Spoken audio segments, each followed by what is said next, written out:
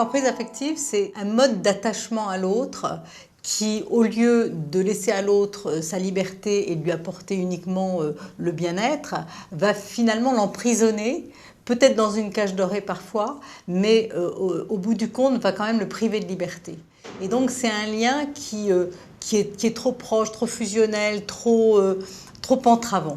Alors c'est par exemple un parent qui ne va pas laisser partir son enfant alors qu'il est déjà adulte et qui va pratiquer sur lui du chantage affectif pour le retenir vers lui. Ça peut être aussi une jeune femme qui va mettre en échec sa vie amoureuse pour ne pas laisser tomber sa mère qui s'est sacrifiée pour elle. Toute mon enfance, j'ai admiré ma grande sœur. En fait, Emmanuelle, c'était un peu ma mère de substitution.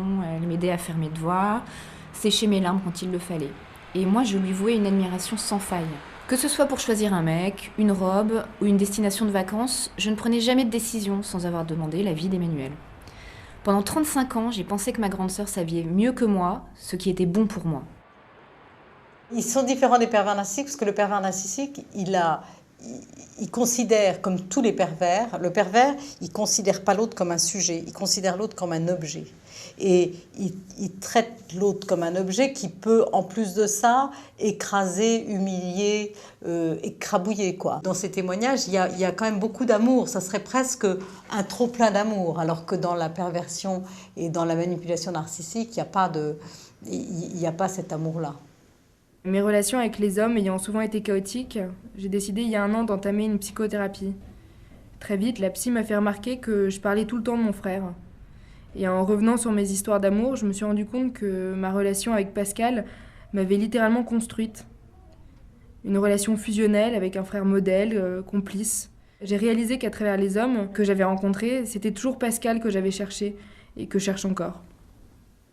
Le ressenti de ce mal-être, il est souvent tardif dans la mesure où il y a beaucoup de bénéfices secondaires. Et que ces bénéfices secondaires vont prendre très longtemps le pas sur les inconvénients et sur le mal-être. Les bénéfices secondaires de celui qui est mis sous emprise, entre guillemets, c'est d'avoir le sentiment à un moment d'être le préféré, d'être celui qui est aimé, d'être celui qui est choyé, et en gros d'être un peu comblé par l'autre, un peu comme l'était le petit enfant devant ses parents. Pendant la première partie de ma vie, je m'appelais Michel. On m'avait donné ce prénom en souvenir du jeune frère de ma mère, tué juste avant la libération. À l'adolescence, j'ai commencé à me sentir un peu à l'étroit dans le costume de l'oncle mythique. La prise de conscience d'avoir été comme ça ligoté par un proche, avec plus ou moins d'intensité, elle n'aboutit pas du tout forcément à une rupture. Elle aboutit nécessairement à réinterroger le lien.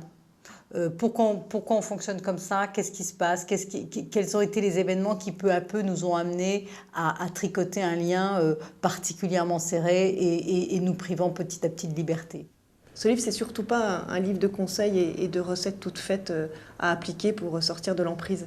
Je pense que ça doit apporter surtout une réflexion. Et au travers des témoignages, les gens peuvent se reconnaître et réfléchir à tout ça et éventuellement décider d'entamer ou pas un travail après à côté. Mais voilà, je pense que sortir de l'emprise affective, c'est le travail de toute une vie. Au fond, se dégager de cet amour qui emprisonne, ce serait prendre de la distance avec le petit enfant que nous avons été.